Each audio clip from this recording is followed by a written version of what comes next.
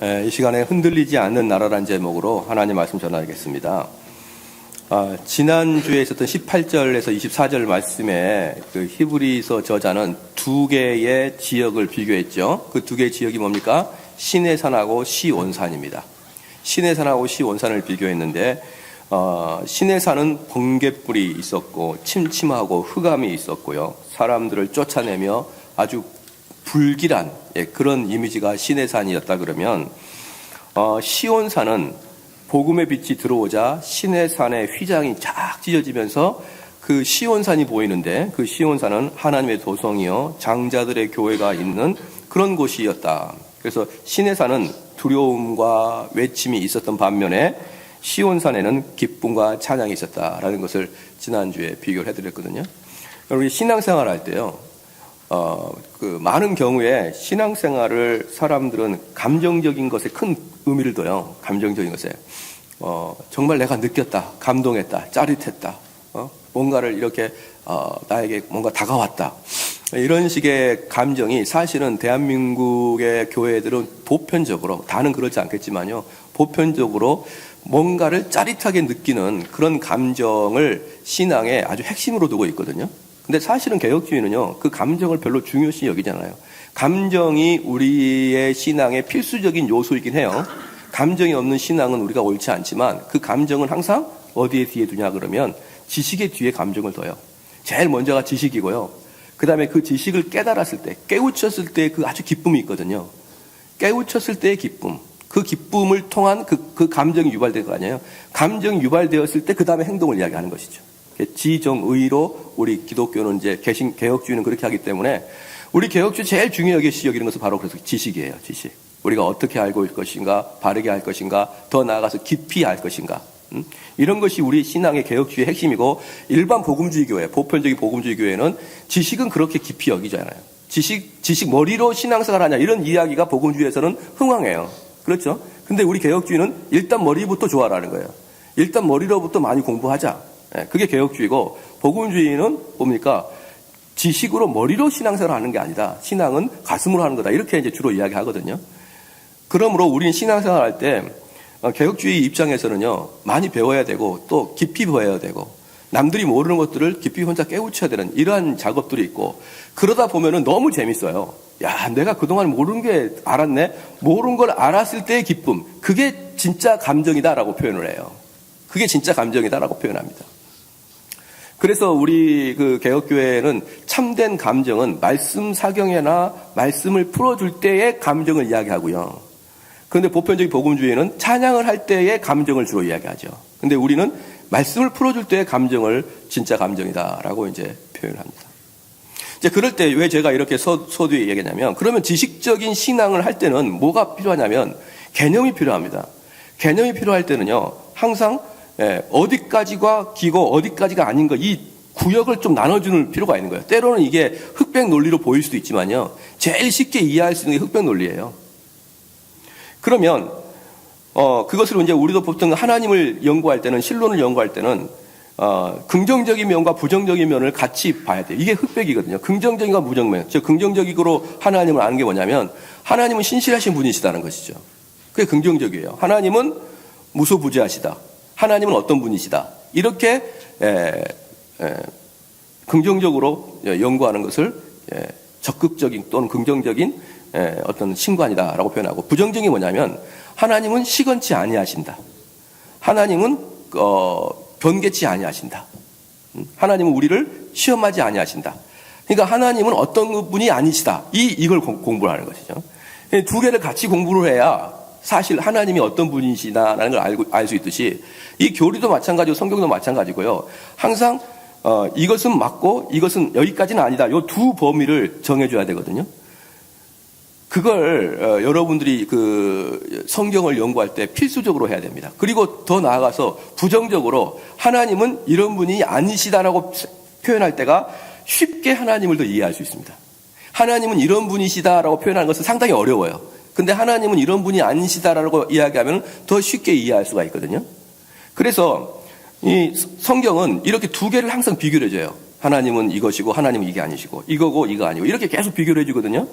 근데 이게 유대인들의 스타일이기도 하지만 히브리서가 왜 쓰여졌냐 그러면 잘 알다시피 유대인들이 기독교를 개종해서 핍박과 고난이 있으니까 다시 유대교로 다시 재개종을 하려고 할 때 너희들 다시 유대교로 개종하면 안 된다라는 것을 이야기하기 위해서 히브리서가 쓰여졌다고 했잖아요. 그랬더니 히브리서는요, 근본적으로 유대인들이 잘 알고 있는, 유대인들이 가장 존경하는 아브라함이나 모세나 구약의 예를 들어서 구약은 이렇고 신약은 이렇다. 구약보다 신약이 낫다. 이걸 계속 비교해 주는 거예요. 처음부터 끝까지 히브리서는 그겁니다. 구약을 보여주면서 이것보다는 신약이 낫다. 모세보다는 하나님 예수님이 낫다. 아브라함보다는 예수님이 낫다. 구약의 율법보다는 신약의 복음이 낫다. 이걸 계속 히브리서가 비교를 해주거든요. 지난주에도 마찬가지입니다. 신의 산과 시온산을 비교해 주는 거예요. 신의 산은 음침하고 침침하고 무섭고, 시온산은 하나님의 도성과 장자들의 교회가 자리 잡고 있는 찬양과 영광이 있는 곳이고, 이런 것을 비교해 주다가 또 오늘 이제 마지막으로 또 비교를 해줍니다. 히브리서에는요, 처음부터 끝까지 5가지의 경고가 있어요. 5가지. 배도에 대한 5가지의 경고가 있는데, 그것을 다시 2장 몇 절부터 몇 절까지가 뭐고 이렇게 이야기할 시간이 없으니까 그건 다음 주에 제가 주보에다가 5가지 경고를 써드릴게요. 그런데 오늘은 그 5가지 경고 중에 5번째의 경고이면서, 그리고 5번째의 경고 중에서 제일 마지막 경고예요. 5번째 경고가 뭐냐면 12장 1절부터 29절까지 마지막 12장 전체가 마지막 5번째 경고입니다.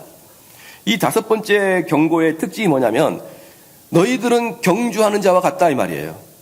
너희들은 경주하는 자와 같은데 경주하기 위해서는 죄를 벗어버리고 죄에 지지 않기 위해서 피 흘리게 죄와 싸워야 되고 이러한 것들이 있어야 된다는 것이죠. 그래야 나중에 올림픽에 출전할 수 있다 이 말이에요. 그렇죠? 그런데 너희들이 이 경주에 소홀히 한다. 너희들이 이 경주에 피 흘리게 싸우지 않는다. 그러면 너희들은 중간에 탈락된다는 것입니다. 지금 무슨 말씀이냐 그러면요, 너희들이 구원이 취소가 된다는 거예요. 취소가.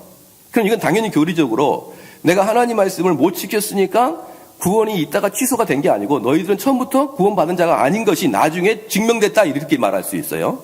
그러니까 우리가 여기 안에 교회 안에 다 있지만 오늘 저희가 오후 예배가 웨스민 신앙고백에서 저희 25장 교회라는 항목에 대해서 오늘 공부를 하는데요. 오후 예배 때. 그 중에 핵심 중에 하나가 뭐냐면 교회 안에 있는, 지금 우리가 보고 있는 이 교회는 유형교회라 그래요. 보이는 교회. 이 유형교회 안에는 신자와 불신자가 섞여 있다가 핵심이에요. 그러니까 여기에 있는 교인들은 불신자와 신자가 섞여 있는 것이고요. 이 밖에는 불신자밖에 없는 거예요. 교회 밖에는 아예 구원의 도가 하나도 없고 구원이 이루어지지 않고 교회 밖에는 구원이 없어요. 교회 안에만 구원이 있는 것입니다. 그러나 교회 안에 있는 사람들 중에서도 때로는 일정 부분의 사람들은 불신자다 이 말이에요. 이것을 내적 소명, 외적 소명 그러는데, 외적 소명은 목사의 설교고요. 내적 소명은 목사의 설교에 의한 성령의 내면의 감동이 내적 소명이거든요. 즉 외적 소명까지는 듣는데 성령의 감동이 오는 사람이 여기 얼마든지 있다 이 말입니다. 동의하시죠? 그렇기 때문에 교회 안에 있는 것 자체가 천국을 보장하는 건 절대 아니다. 이게 웨스민 신앙고백서 25장에 명확하게 나옵니다.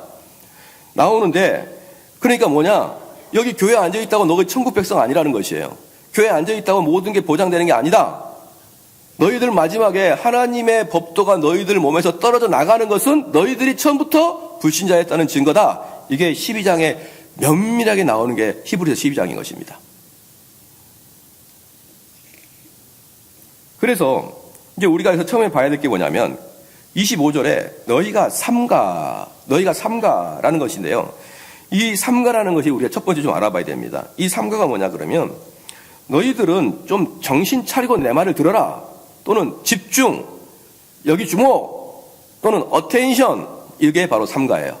뭡니까? 이제 아주 마지막 결론을 히브리 저자가 독자들에게 딱 주면서 자 집중해라. 이제 내가 마지막 너희들에게 할 얘기가 이거다 라고 이야기하면서 25절에 삼가를 이야기합니다. 이 삼가란 이야기는 히브리서에 자주 등장하는데요. 히브리 저자가 중요한 이야기 할 때마다 삼가라는 이야기를 많이 합니다.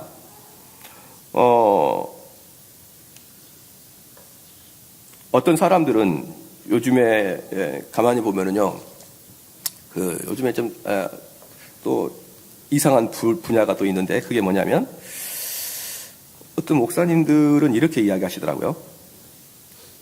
정말 우리가 그리스도인들이 천국 가기 위해서만 교회를 다닌다면 그게 참다운 교인입니까? 그게 참다운 성도입니까?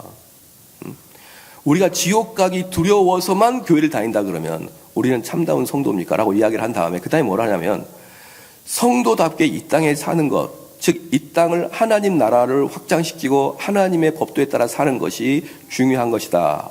그만큼 중요하다. 죽어서 천국 가는 것도 중요하지만 이 땅에서 하나님의 나라를 확장시키고 하나님의 통치하에 살아가는 것도 중요하다. 여기까지 이야기합니다. 좋게, 여기까지는 오케이예요. 그런데 정말 양심을 걸고 제가 그분들한테 이야기하고 싶은 게 뭐냐면 그렇게 이야기한 다음에 그분들의 대다수는요, 죽어 지옥 가는 것에 대해서 공포심이 그렇게 없다는 게 느껴져요. 뭐라고 하는지 아십니까? 죽어서 지옥 가는 것만이 문제입니까? 이 삶도 지옥과 똑같습니다. 그렇게 얘기해요. 너무나 지옥 같습니다. 너무나 피비린내 나는 싸움입니다. 내가 여기서 먹고나 살려면 너무나 힘들고 내 가정이 너무나 힘들고 내 직장이 너무나 힘듭니다. 이 삶이 지옥입니다. 사랑하는 성도 여러분, 그거 길어봐야 70년이에요. 그리고 그렇게 숨쉬고 살만하고요. 영원토록 꺼지지 않는 불에 들어가는 지옥과 어떻게 비교가 됩니까? 근데 이분들은 항상 그 루트가 비슷해요. 천국 가는 것만이 다가 아니고 지옥 가는 것 두려워서 다가 아닙니다. 그것도 중요하지만 항상 그것도 중요하지만이라는 이야기를 아니 붙일 수가 없죠. 그것도 중요하지만 이 땅에 하나님의 법도로 살아가는 하나님 나라의 실현이 중요합니다. 라고 이야기한 다음에는요. 그렇게 이야기한 다음에는 내세 천국과 지옥을 한마디도 안 하고 이 땅을 하나님 법도로 살아가는 것만 이야기합니다. 저는 그들은요. 정말 자기의 양심을 속이지 않는다 그러면요. 정말 내세를 믿느냐라고 궁금해요. 사실 내세를 믿는다 그러면요. 이 땅의 천국과 같은 삶, 이 땅에 더 나아가서 지옥과 같은 삶, 이거 관심도 없어집니다. 내가 죽어서 영원히 꺼지지 않는 불꽃 같은 곳으로 들어갈 것만 생각하면요. 이 땅의 삶이 관심이 많이 없어지는 거예요. 여기 보면은요. 너희는 삼가 말하신 자를 거역하지 말라. 땅에서 경고하신 자를 거역한 저희가 피하지 못하였거든요. 이게 무슨 말씀이냐면요. 지금 또 히브리 저자는 모세와 우리 예수님을 비교합니다. 비교하는 데 뭐냐면 이 땅에서 경고하신 자라고 했거든요. 이 땅이 뭐냐면 시내산을 이야기합니다. 지난주에서 시내산. 이 시내산이 산이에요. 시내산에서 경고한 자. 지금 무슨 말입니까? 모세를 통하여 율법을 선포하고 십계명을 선포한 것을 말합니다. 율법을 선포하고 십계명을 선포하는 자, 즉 거역한 저희가 피하지 못하였거든. 하물며 하늘로조차 경고하신 자를 배반하는 우리는 일까보냐. 지금 무슨 말입니까? 예수님과 모세를 비교하는데 모세는 이 땅의 시내산에서 율법을 전파했고 이제 시온산에서는 우리 예수님이 무엇을 전파하냐 그러면은 복음을 전파하는 거예요. 시내산에서는 율법을 전파하고 시온산에서는 복음을 전파하는데 많은 사람들이 어떻게 착각을 하냐 그러면요. 구약의 하나님은 두려우신 하나님이고 구약의 하나님은 진노의 하나님이고요. 구약의 하나님은 율법의 하나님이고 여기에 반해서 신약의 하나님은 자비의 하나님이고 신약의 하나님은 용서의 하나님이고 신약의 하나님은 사랑의 하나님이라고 생각하는 거예요. 그런 경향들을 사람들이 좀씩 가지고 있습니다. 그러면 이것이 우리의 신앙 형태를 어떻게 바꾸느냐 그러면요. 우리는 신약 사람이니까 구약 사람들처럼 저렇게 법도를 정확하게 지키지 않아도 그 하나님이 지금은 사랑의 하나님이니까 우리가 구약의 성도들처럼 법도를 정확히 지키지 않아도 우리를 용서해 주실 것이다. 이런 상상에 빠져요. 그러나 사랑하는 성도 여러분, 여러분이 신론을 배웠나요? 하나님이 어떤 분인지 아십니까? 하나님은요. 변개치 아니하시고 신실하신 분이세요. 하나님은 구약의 성도들에게 당신의 다스림의 방식을 신약 때 바꾸고 그러지 않는단 말입니다. 하나님은 구약과 신약이나 동일하게 신실하게 자기의 성향과 자기의 속성을 그대로 보여주는 분이 여호와 하나님이세요. 구약과 신약 이렇게 따로따로 하나님의 속성을 다르게 표현하지 아니하고 그대로 표현해 준단 말입니다. 그러므로 사랑하는 성도 여러분, 그러면 이건 우리에게 무슨 의미를 하냐 그러면 구약 당시에 하나님 말씀을 믿지 않고 어긋하게 순종하지 않는 자들에게 하나님이 벌을 내리셨다 그러면 지금도 여전히 그 하나님께서는 여전히 하나님의 계율을 지키지 않는 자들에게는 벌을 내리신다 이 말이에요. 하나님은 신실하시고 하나님의 약속을 지키신다 이 말씀이 우리에게 위로가 된다고 생각하지만 천만의 말씀입니다. 하나님의 신실하심은 우리를 공포에 빠뜨리게 한단 말입니다. 아니 변하시니까. 하나님 분명히 약속하셨습니다. 하나님 말씀을 지키는 자에게는 상을 주실 것이고요. 하나님의 말씀을 어기는 자들에게는 그들에게는 합당한 벌을 주겠다고 하나님은 성경에 수백 번도 넘게 말씀하셨습니다. 어떻게 그렇게 말씀하신 분이 하나님의 약속을 어기는 자들에게 계속적으로 복을 줄 수가 있겠습니까? 그런데 문제는 뭐냐면 그럼에도 불구하고 여전히 구약의 하나님은 무섭고 신약의 하나님은 사랑의 하나님이라는 것을 아직도 여전히 그 뿌리째 뽑지 못하고 가진 사람들에게 말씀을 드릴게요. 구약의 하나님은요, 음행을 저지르지 아니하면 됩니다. 음행을 저지르지 아니하면 되는 거예요. 구약의 하나님은 도둑질하지 아니하면 되는 거예요. 내 마음속에 비록 저것을 훔치고 싶은 생각이 있어도 훔치지 아니하면 구약에서는 처벌하지 아니하십니다. 내가 정말 음행을 하고 싶어도 내가 참아버리면 구약에서는 더 이상 돌로 치지 않아요. 근데 신약은 어떻습니까? 생각만 해도 똑같다 그랬습니다. 생각만 해도. 그러므로 구약의 하나님보다 신약의 하나님이 배나 더 무섭죠. 배나 더 엄격하죠. 왜? 우리의 마음의 그 털끝까지도 쳐다봐 버리니까. 구약에서는 너희들이 안 하면 되는 거거든요. 근데 신약에서는 안 해도 내 마음속에 불현듯 떠오르는 그 죄악된 생각들을 어떻게 절제할 수 있겠냐 이 말이에요. 내가 차를 가다가 불현듯 떠오르는 죄악된 생각, 내가 집에서 밥을 먹다가 불현듯 떠오르는 죄악된 생각, 그걸 어떻게 절제할 것입니까? 그러므로 사랑하는 성도 여러분, 혹시나 구약의 하나님 밑에 있는 사람들은 죄를 피할 길이 있어도요, 신약에는 죄를 피할 방법이 없는 것입니다. 믿으시길 주 이름으로 축원합니다. 또 하나 문제는 뭐냐면, 구약의 문제가 뭐냐? 구약을 열심히 공부하면요, 구약만 열심히 공부하면 어떻게 되느냐? 유대인 됩니다. 유대인. 유대인들이 누굽니까? 예수님을 십자가에 못 박아 죽은 민족들이에요. 그러니까 구약만 열심히 공부하면은 십자가에 죽이는 그런 그 역사가 나타나고, 구약만 열심히 공부해가지고는 예수님을 알아보는 사람들이 몇 명 없었습니다. 복음을 알아듣는 사람이 몇 명 없었어요. 그러므로 사랑하는 성도 여러분, 구약의 율법은 완성되지 않은 것입니다. 무엇이 완성된 겁니까? 신약이 완성된 거예요. 그래서 신약에서 우리가 교리를 다 배운 다음에 다시 구약을 봐야만 구약이 제대로 보이는 것입니다. 믿으시죠? 그렇기 때문에 구약은 반쪽짜리인 것이고요. 구약은 덜 완성된 것이고 구약은 미완성입니다. 그리고 신약은 완성된 것이고 신약은 너무나 좋은 것이고 신약은 너무나 얼굴과 얼굴이 보는 것처럼 확실하게 보여주는 게 신약이에요. 그런데 너희가 구약을 그렇게 미완성되고 완전하지 아니하는 구약을 어겨도 하나님이 진노하시거늘 완성된 신약을 보고도 어기는 자는 어떻게 되겠느냐 이 말입니다. 지금 이게 25절 말씀이에요. 너희들 뭐라고? 신약의 하나님, 사랑의 하나님이라고? 너희들이 구약의 백성들이 하나님의 율례를 어겨서 가나안 땅에 들어가지 못하고 전부 다 광야에서 다 죽었는데 이제 완전하고 이해가 쉬운 신약도 너희들이 받았는데 너희들이 그것을 순종하지 못하면 너희들은 더 죽는다 이 말입니다. 더 죽는다. 그 말씀이 25절 말씀이에요. 너희는 삼가 말씀하신 자를 거역하지 말라. 땅에서 경고하신 자를 거역한 저희가 피하지 못하거든 하물며 하늘로 쫓아 경고하신 자를 배반하는 우리일까 보냐. 명백하게 히브리 저자는 복음을 받아들이지 않는 자는 구약과 비교할 수 없을 만큼이나 두려운 일이 발생할 것이라고 이야기하는 것입니다.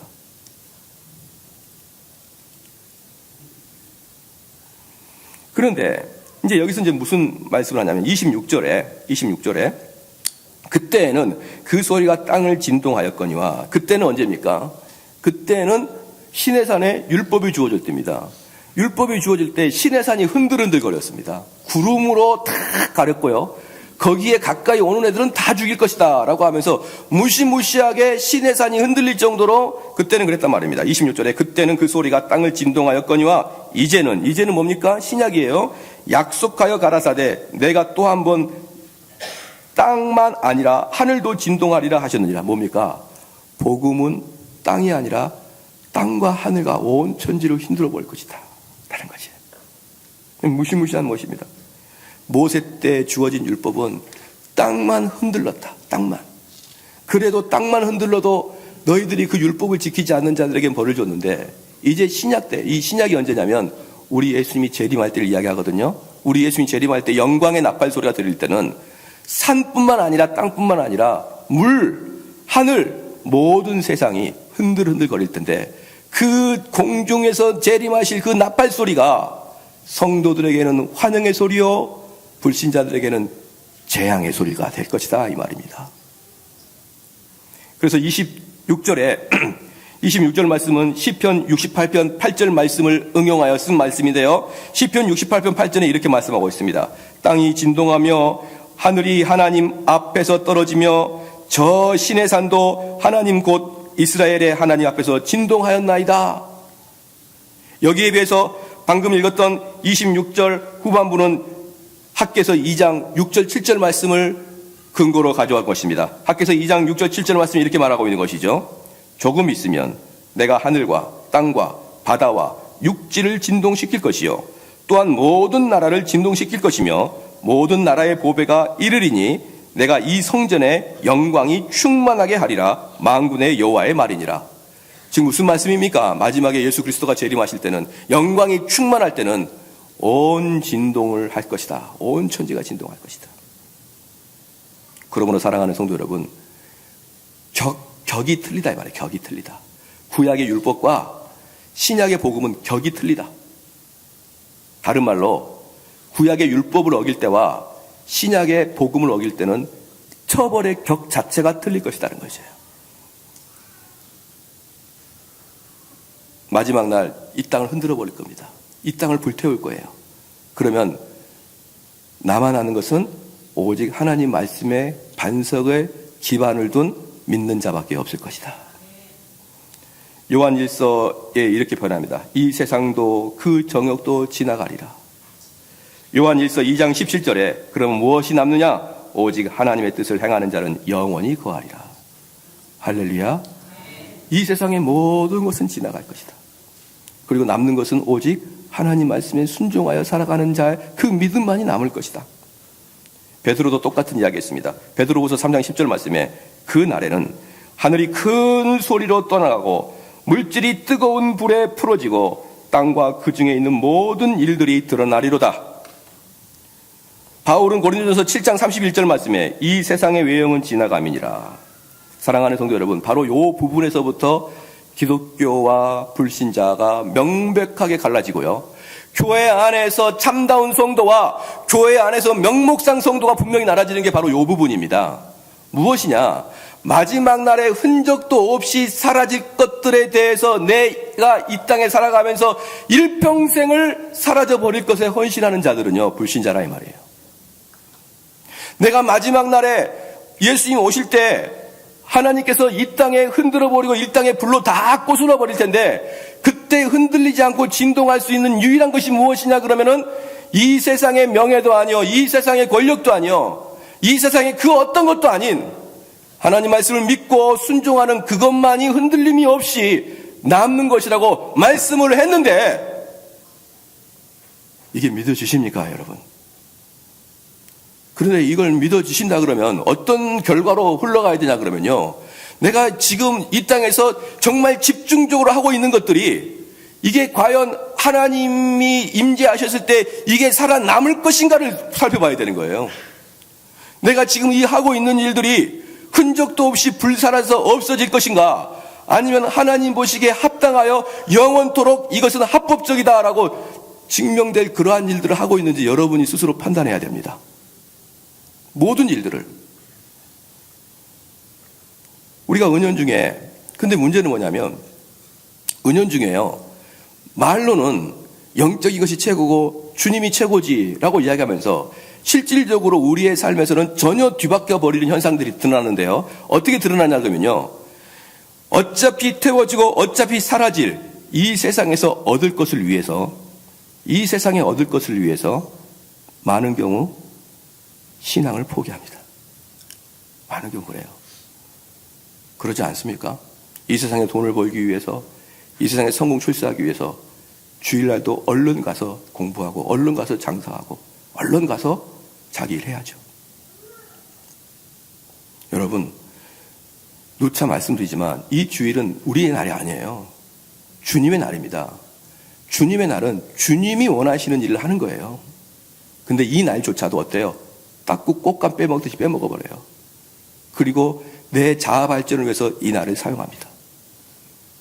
그러는 자들이, 사랑하는 성도 여러분, 그러는 자들이 어떻게 이 세상에 순교자의 자리에서 내가 죽을 수가 있겠습니까?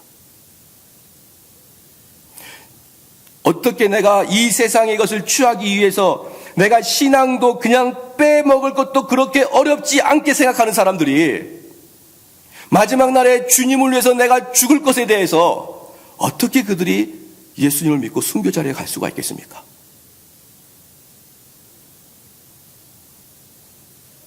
기독교 때문에 박해받아요. 히브리인들은요, 지금 이 독자들은 그런 상황에 있는 것입니다. 너희가 예수님 믿으면 직업도 박탈될 것이고 집도 박탈될 것이고 감옥에도 갈 수도 있고 심지어 죽을 수가 있다. 너 어떻게 할 거냐? 너 어떻게 할 거냐? 라고 칼로 그들의 목을 딱 갖다 대고 있을 때의 얘기예요. 예고 있을 때. 그럴지라도 사랑하는 성도 여러분, 죽을지라도 주님 부인하지 마라. 이 세상에 죽는 건 한순간이야. 너희들에게는 영원한 게 기다리고 있어. 너희 죽는 거 두려워하지 마라. 어차피 너희들이 이 땅에서 열심히 모으고 열심히 추구하고 그거 죽으면 흔적도 없이 사라지는 게 아니고요. 여러분 은퇴하면 흔적도 없이 사라져요. 은퇴한 때부터. 더 이상 내가 그렇게까지 열심을 다했던 그 가르침들이 내 후대는 흔적도 없이 사라집니다. 아마 제가 지금은 우리 교회에서 토요일날 열심히 분이엘을 가르치지만 아마 제가 은퇴하고 제가 죽고 나면은 분이엘이라는 거 우리 교회에 흔적도 없이 사라질 수가 있습니다. 정말 중요한 게 무엇입니까? 내가 이 땅에 무엇을 남겨놓은 자가 아니에요. 내가 주님의 말씀을 믿고 그것에 순종하는 삶을 살고 있는 자가 중요한 것입니다. 마지막 날에 하늘이 흔들리고 땅이 흔들리고 물이 흔들리는 그 날에 하나님의 영광의 나팔소리가 들릴 때 저와 여러분의 다리는 흔들리지 않아야 됩니다. 두려워 떨어서 다리가 부들부들 떨리는 그런 날이 아니라 마지막에 주님의 임재하는 그 나팔소리가 우리를 기뻐하고 환영하게 하는 그런 나팔소리가 되기를 주님을 축원합니다. 그러면 여기서 또 하나 두 나라를 비교해 드릴게요. 두 나라는 뭐냐면 이 당시의 로마 제국입니다. 로마 제국이 본격적으로 우리 그리스도인들을 박해하기 시작할 때가 AD 64년 네로 황제의 등극 때부터입니다. 그 네로 황제에 의해서 바울도 순교합니다. 그런데 그 당시에 네로 황제와 바울은 비교도 할 수 없죠. 비교도 할 수 없습니다. 근데 지금은 어떤 줄 아십니까? 지금은요, 미국 사람들은 그래요. 그때 당시는 네로와 바울은 비교도 안 됩니다. 네로는 그 나라의 황제고요. 로마 제국의 황제고, 바울은 이제 막 시작한 조그만 교회, 기독교라는 교회의 담임 목사 정도 됩니다. 비교할 수가 없죠. 근데 지금은 미국 사람들은요, 자기 개한테 이름을 네로라고 붙여요. 네로. 그리고 자기 아들한테는 바울이라고 붙입니다. 폴이라고 붙여요. 폴, 피터, 존. 자기 아들한테 누가 네로라고 붙입니까? 개한테 붙이죠. 우리 한일 합방시대 때도 우리 독립군들이 집에 있는 개한테 이토요부 히로부시 이렇게 붙였어요. 야 이놈아! 뭐 이렇게 붙여가지고 개 이름을 부르고 총독 이름을 부르고 그랬었습니다. 완전히 바뀌었죠. 그 당시에는 아무리 떵떵거린 네로라 할지라도, 그 당시에는 황제라 할지라도 지금 뭡니까? 지금 뭐가 있죠? 아무것도 없잖아요. 오직 불구덩이 속에서 비명을 지르고 있을 뿐이잖아요. 이사야서 40장 6절 8절에 모든 육체는 풀이요 그의 모든 아름다운 들의 꽃과 같으니 풀은 마르고 꽃은 시드나 우리 하나님 말씀은 영원하시리로다. 할렐루야. 할머니들이 처음부터 할머니입니까? 그 할머니도 한때 지나가면 총각들이 휘파람 불 때가 있었습니다. 근데 한때입니다. 그 젊음도 한때고 다 쳐다보지도 않는 이제 노인이 돼버리는 거예요. 다 인생은 그렇게 뿔뿔이 흩어집니다. 그러면 여러분이 끝까지 붙잡을 게 뭡니까? 믿음 붙잡아야죠. 믿음 붙잡아야죠.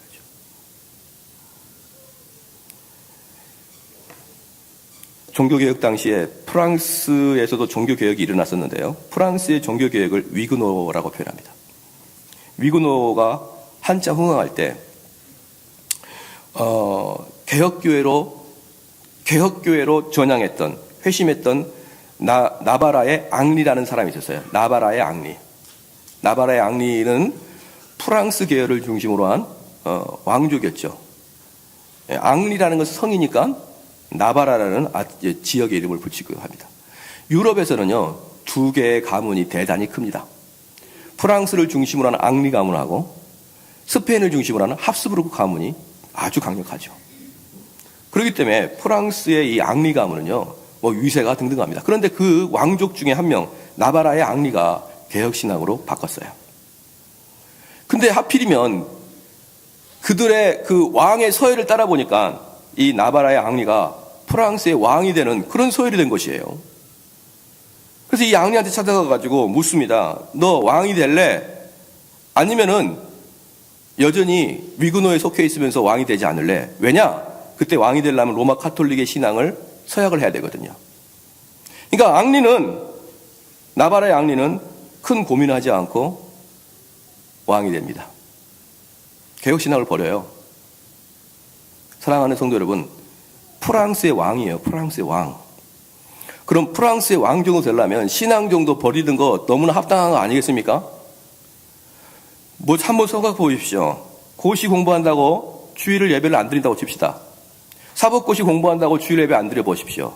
그래서 열심히 공부해가지고 그들이 검사가 되고 판사가 된다고 칩시다. 우리는 그들을 뭐라고 합니까? 권력의 개라고 표현하죠. 겨우 권력자 밑에 들어가려고 열심히 고시를 공부해도 주의를 범하는데, 고시와는 비교도 안 되는 정점에 있는 왕이 되는데 어찌 신앙을 버리지 않을 수 있겠습니까? 여러분, 그리고 앙리는 자기가 위그노가 아니라고 변명하기 위해서 개혁주의자들을 핍박합니다. 나중에. 자, 시간이 지났어요.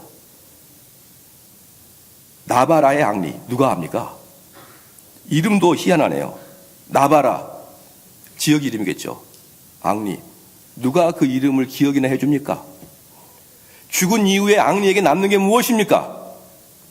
오직 지옥에서, 불 속에서 비명을 지르고 있을 뿐일 거예요. 모든 것들은요, 시간이 지나면 한 줌의 재로 다 없어집니다. 그리고 흔들리지 않게 남는 것은 오직 믿음일 뿐입니다. 그런데 반대로 그 없어질 것들을 위해서 믿음을 포기한다고요? 이 세상의 돈과 권력과 심지어 애정과 사랑도 믿음을 포기할 수 있는 근거가 못 된다는 것을 아셔야 됩니다. 사랑도 어떻습니까? 몇 달만 지나고 몇 년만 지나면 이제는 사랑하는 마음으로 살지 않아요. 의리로 살죠. 부부간에가 무슨 사랑입니까? 의리죠. 그렇기 때문에 그 사랑도 지나고 권세도 지나가고 내 젊음도 지나가고 내 명성도 지나갑니다. 자, 옛날에 보면은 그 한국에 훌륭하신 목사님이 계셨는데, 그 목사님 정말 훌륭하시는데요, 나중에 돌아가시기 전에 치매가 걸려가지고 그 명성 다 털고 갔습니다. 다. 치매가 걸려서 다 털어버렸어요, 명성을. 그렇게 한평생 20대 때부터 훌륭하신 목사님으로 한국교회에서 떵떵거리고 사시고, 그렇게 많은 사람들이 살아있는 성자와 같이 했던 그 목사님이 나중에 은퇴한 다음에 치매 걸려가지고 다 명성 다 떨어뜨려버리고 명예 떨어뜨리고 그리고 가셨어요. 여러분, 무엇이 남습니까? 무엇이 남아요? 우리가 추구하고 있는 모든 것들은 연기와 같이 사라질 것들입니다. 그런 것 때문에 믿음을 두 번째 순으로 돌리지 마라. 그게 지금 히브리 저자가 경고하는 것입니다. 요즘에 보면은 그 미국에서는 트럼프보다 더 인기가 좋은 게 펜스 부통령이거든요. 펜스 부통령인데 둘 다 생긴 것은 별로 마음에 들진 않지만, 펜스 부통령이 뭐라 했냐면, 나는 그리스도인이며 나는 보수주의며 나는 공화당원이다. 바로 이 순서가 나다, 이렇게 표현했어요. 엄청난 거죠. 뭡니까? 나는 처음에 기독교인이다. 그리고 나는 보수주의자이고 나는 공화당원이다. 무슨 말인지 아십니까? 기독교의 방해가 되면 보수주의건 기독교 방해가 되면 공화당이면 안 하겠다는 거예요. 모든 것의 핵심은 나는 기독교인이다. 그리고 그 순서가 나다. 너무 멋져요. 이분이 어떤 정책을 펴는지는 모르겠습니다. 이분이 어떤 분인지는 저는 모르겠어요. 그러나 공직자가 살아가면서 나는 기독교인이 나의 아이덴티티의 첫 번째다라는 걸 말하는 게 얼마나 멋있습니까? 여러분도 그래야 됩니다. 나는 기독교인이다. 나는 어디 과장이다. 나는 누구의 아빠다. 야, 얼마나 멋있어요. 김 집사님, 당신 누굽니까? 예, 저는 명함 이거 줍니다. 이거 말고 나는 기독교인입니다. 나는 개혁주의자입니다. 나는 청교도입니다. 이게 여러분의 1번이 되길 주의로 축원합니다. 그리고 1번이 된다는 뜻은 뭐냐 그러면 이것을 방해하고 이것을 침해하는 것들은 침해하지 못하도록 잘라낸다는 그런 뜻이 있는 것입니다. 펜스 부통령 같은 사람이 우리 교회도 좀 나와서 총리도 좀 되시고, 그렇죠? 그 총리 어디냐 알고 봤더니 삼성제일교회 총리입니다. 네, 삼성제일교회 안수 집사입니다. 또는 삼성제일교회 장로입니다. 근데 그 사람이 정치를 어떻게 하느냐? 그 마음속에 나는 기독교인이다. 이 마음이 딱 있는 거예요. 얼마나 안심됩니까? 그들에게 정권을 맡긴다는 게. 고린도전서 3장 13절 15절 말씀에 각 사람의 공적이 나타날 터인데 이는 불로 나타내고 그 불이 각 사람의 공적이 어떠한 것을 시험할 것임이라. 만일 누구든지 그 위에 세운 공적이 그대로 있으면 상을 받고 누구든지 그 공적이 불타면 해를 받으리니 그러나 자신은 구원을 받되 불 가운데서 붙은 것이라. 무슨 말입니까? 모든 사람을 세워서 저와 여러분을 딱 세워서 불 가운데서 우리를 태우겠다는 거예요. 그러면 진리의 말씀 외에는 다 타버린다.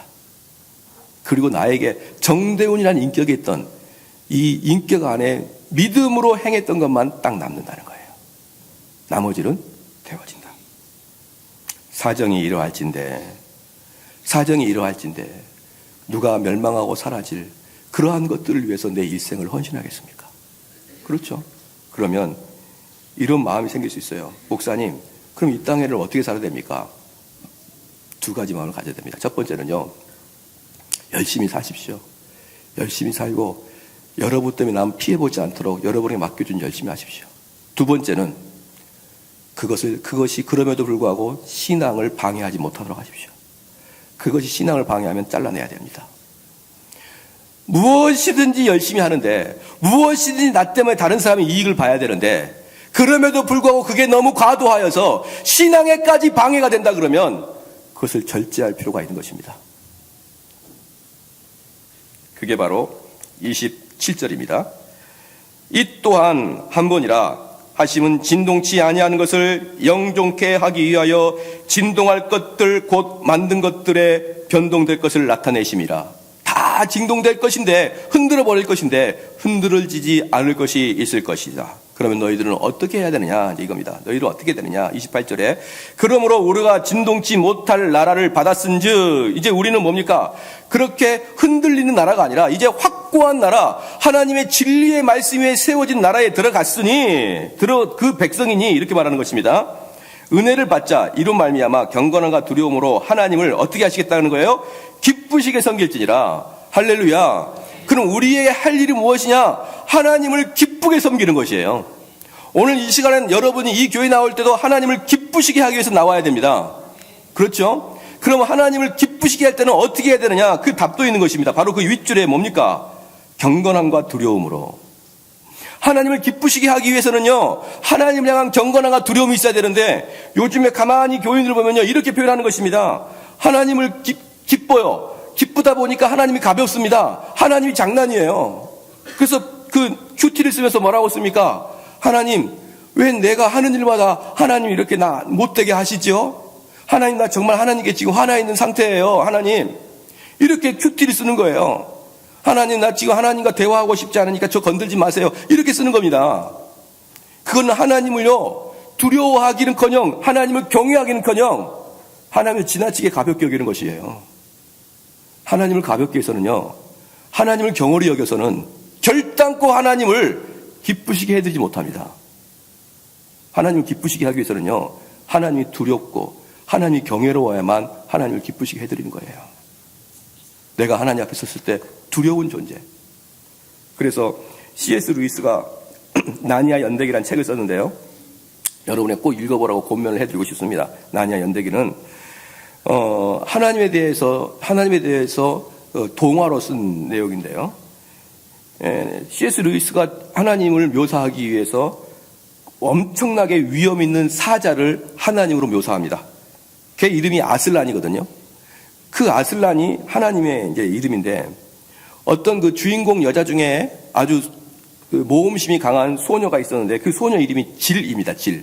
질이라는 소녀가 산속을 헤매다가 너무 목이 말랐어요. 너무 목이 말라가지고 이제 물을 찾아다니는데 저기서 시냇물 소리가 쫄쫄쫄 들리는 것입니다. 갔더니만 물은 맑고 깨끗한데 그 아슬란이라는 사자가 딱 버티고 편안하게 앉아있는 거예요. 그러니까 이 소녀가 너무나 목이 마르니까 한 발자국 두 발자국 가면서 그 아슬란에게 딱 가니까 그 아슬란이 이렇게 말합니다. 목마르거든 와서 마셔라, 이렇게 이야기해요. 그러니까 이 소녀가 내가 다가가면 내게 아무 해도 입히지 않기로 약속해 주실래요? 이렇게 이야기한 거죠. 그러니까 이 사자가 나는 약속할 수 없다, 이렇게 얘기해요. 분명히 이 사자는 목마른 자는 와서 먹어라, 이렇게 했거든요. 그러니까 그럼 나 가면은 나 안 잡아 먹을 거예요? 그러니까 나는 약속 못 하겠다, 이렇게 얘기하는 거죠. 근데 그래도 이제 시원한 냇물 소리가 나니까 한 발짝 더 가게 되면서, 그럼 당신은 이 어린 소녀도 잡아먹을 거예요? 이렇게 물어본 거예요. 그러니까 사자가 나는 소녀와 소년, 성인 여자와 성인 남자, 왕과 황제, 도시와 나라도 삼킨다, 이렇게 얘기했어요. 다 먹어버리겠다, 이 뜻이에요. 그러니까 이 소녀가 나는 감히 다가가서 물을 마시지 못하겠는데요, 나는 차라리 다른 데서 시냇물을 찾을래요, 이렇게 이야기하니까 사자가 다른 곳에는 시냇물이 없다, 이렇게 말합니다. 지금 무슨 말씀인지 아십니까? C.S. 루이스가 하나님을 어떻게 표현했냐면요, 우리 주님을 어떻게 표현했냐면, 모든 자를 초청해서 와서 먹으라. 시원한 물을 나에게 먹어라. 그러나 너희들 나한테 올 때 죽을 수 있다. 두렵게 와라. 떨리고 흔들흔들해서 와라. 나는 너뿐만 아니라 모든 자를 죽일 수가 있다. 이런 분이 하나님이십니다. 이런 분이 예수님이세요. 우리 주님 앞에 갈 때 장난으로 가는 게 아닙니다. 우리를 신속하게 잡아먹어버리고 흔적도 없이 살려버리는 그런 분이세요. 29절에 보십시다. 우리 하나님은 소멸하신 불이십니다. 소멸한 불이 뭡니까? 활활 불이 타는데 옆에 가보십시오. 순식간에 그 불길이 여러분을 잡아먹듯이 우리 하나님은 소멸하신 불이다. 뭡니까? 두려운 존재다라는 거예요. 무시무시한 존재다. 그러니 우리 주님이 너에게 명령한 그 명령을 가벼이 여기지 마라. 하나님을 가볍게 여기지 마라. 하나님의 명령을 경홀히 여기지 마라. 그분의 말씀을 묵직하게 여겨라. 그분의 말씀을 들어라. 삼가, 어텐션, 집중해라. 그분 말씀 듣고 너희가 이 땅에서 어려움이 있어도 그분 말씀 포기하지 마라. 그럼 재밌는 게 뭐냐면요, 우리는 자녀들한테 숙제를 내주고 자녀들이 그걸 하기 어려우면은 우리 부모들은 그 자녀를 사랑하니까 진도를 낮춰줍니다. 그래, 그럼 여기까지만 해. 근데 우리 하나님은요, 어떠신 분이시냐면 절대로 내리지 않습니다. 무슨 뜻이냐? 이런 뜻이에요. 어떤 사람은요, 자기 일을 포기하고 주님을 섬기는 게 쉬울 사람이 있습니다. 누굴까요? 백수죠, 백수. 백수들이야 뭐 어디 오라는 데 없으니까 맨날 성경 공부하고 맨날 하나님 말씀을 깊이 연구할 수 있을 거 아닙니까? 그런데 어떤 사람은 엄청 돈도 많이 벌고 권세도 있는데 이것을 이뤄내려면 시간도 없고 하나님께 기도할 시간도 없이 바삐 움직여야만 자기 일생이 돌아가는 사람들이 있는데, 이 사람들에게 하나님께서 진도를 낮춰주잖아요. 그래, 너는 이렇게 바쁘니까 이 백수만큼은 하지 말고 좀 적당하게 해라, 이렇게 진도를 낮추지 않고 아무리 그가 무시무시한 장벽이 있을지라도 그거 뛰어넘고 와라. 너 그거 포기하고 와라, 이렇게 말합니다. 하나님은 적당하게. 많이 그래요. 어떤 분들은 전업주부니까 또는 집이 가까우니까 목사님이 가르칠 때마다 와서 듣죠. 근데 저는 바빠요. 저는 눈코 뜰 데 없어요. 그러니까 그 사람과 저를 똑같이 비교해 주지 말아 주십시오. 라고 우리는 그렇게 말하고 싶지만 우리 하나님은 낮춰주지 않습니다. 너희 영혼을 위해서 그걸 포기해라. 이 세상 것을 포기해야 된다. 그리고 너희 내면의 것을 너희가 준비해야 된다. 할렐루야.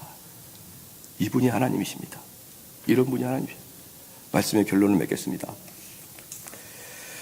우리는 무엇에 대해 투자해야 됩니까? 우리 인생은 누구에 대해 투자해야 되나요? 마지막까지 살아남는 것에 투자를 해야 돼요.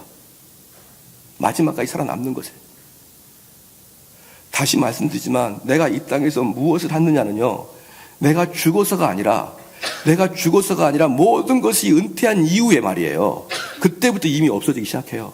내가 일평생 살아왔고 공들였던 것들이 거의 사라집니다. 그리고 죽으면 흔적도 안 남아요. 근데 우리 영혼은요, 지옥과 천국이 결정이 됩니다. 그러니까 없어질 이 땅의 것을 위해서 열심히 살지 말고 하나님이 말씀하시는 그 말씀을 듣기 위해서 그것들을 절제시키면서 하나님께 앞다퉈 말씀 공부하고 기도하시길 바랍니다. 그러기 위해서 삼가해야 된다. 삼가. 경청해야 된다. 말씀을 집중해서 들어라. 어텐션 하라. 두 번째, 너희들은 흔들린 나라다. 흔들린 나라에서 너희들은 흔들리지 않는 나라 나와야 된다. 흔들린 나라는 항상 너희들이 사라질 것이다. 흔들리지 않는 나라에 헌신하고 투자하라. 마지막으로 하나님을 섬길 때는 경건함과 두려움으로 섬겨라. 이 경건함과 두려움은 여러분의 신앙의 척도입니다. 왠지 아십니까? 하나님을 두려워하지 않는 자들은 얼마든지 죄를 쉽게 질 수 있습니다. 그러므로 우리의 신앙의 척도는 내가 얼마나 하나님을 두려워하느냐에 달려있는 것이에요. 이 말씀을 생각하면서 우리 같이 한번 기도하겠습니다.